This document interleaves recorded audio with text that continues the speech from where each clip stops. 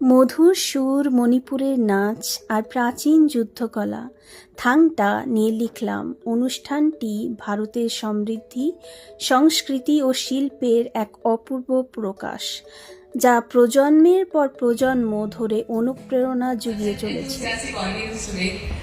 Thank you all for coming, and I welcome all of you on behalf of the Embassy of India and my team here to the embassy and to the Swami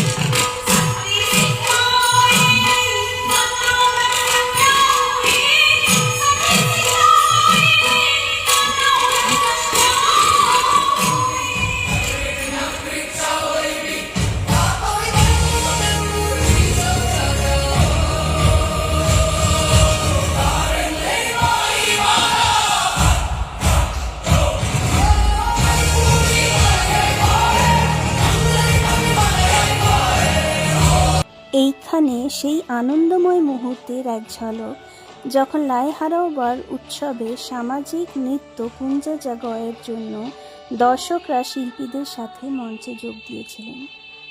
আপনারা কি কখনো মণিপুর নাচ, যুদ্ধকলা বা ঐতিহ্যবাহী সুর উপভোগ করেছেন?